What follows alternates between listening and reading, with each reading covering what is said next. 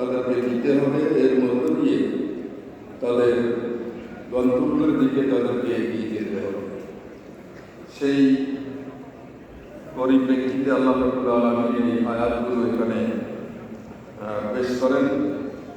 আমরা সংক্ষেপে এই আয়াতগুলোর কিছু ব্যাখ্যা করার চেষ্টা করব।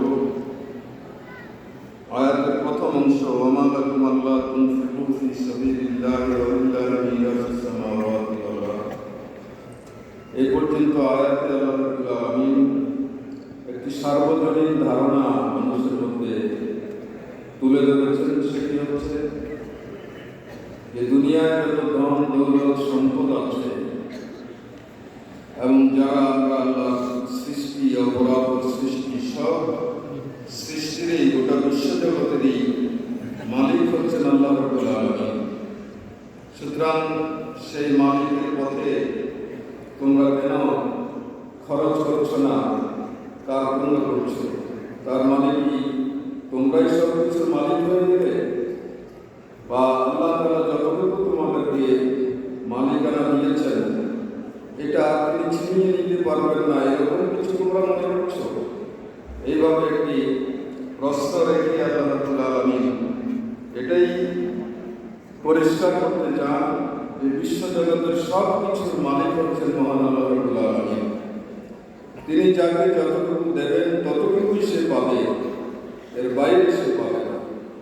আর তিনি যদি কারো কাছ থেকে কোনো কিছু ছিনিয়ে নিতে চান, তুতিল মুলকা মান তাশা ওয়া তানজিউল মুলকা মিম্মান তাশা ওয়া তুইজ্জু মান তাশা ওয়া তুযিল্লু মান তাশা বিয়াদিকাল খায়র, সব কিছু তার হাতে। সুতরাং এই আত্মবিশ্বাসে ঈমান আকীদা তোমাদের অন্তরে রেখেই তোমরা আল্লাহর নবীর আন্দোলনে সর্বাত্মক সহযোগিতা তোমরা করে যাও। এরপরে আল্লাহ তাআলা পরবর্তী আয়াতে বলেছেন, লা ইয়াসতাবি মিনকুম মান আনফাকা মিন বা'দিল ফাতহি ওয়া কাতাল। তারা কখনো সমান হবে না তোমাদের মধ্য থেকে যারা বিজয়ের পূর্বে আল্লাহর দ্বীনের জন্য কোরবানি করেছে এবং লড়াই করেছে। উলাইকা আযম দারাজাতাম মিনাল্লাযিনা আনফাকু মিন বা'দু ওয়া কাতালু ওয়া কুল্লান ওয়া'দাল্লাহুল হুসনা ওয়াল্লাহু বিমা তা'মালুনা খাবীর।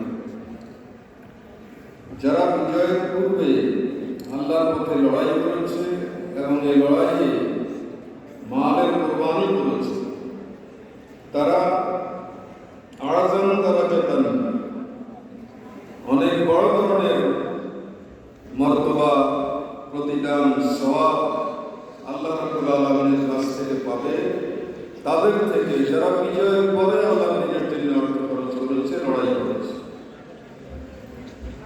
বিজয়ের আগে আল্লাহর পথে লড়াই করা, মালের কোরবানি করা, আর বিজয়ের পরে আল্লাহর পথে অর্থ খরচ করা, মালের কোরবানি করা, এই দুটার মধ্যে মর্যাদাগত পার্থক্য আল্লাহ রাব্বুল আলামিন এখানে তুলে ধরেছেন। তবে উভয় সময়ই যারা আল্লাহর পথে অর্থ খরচ করবে তাদেরকে আল্লাহ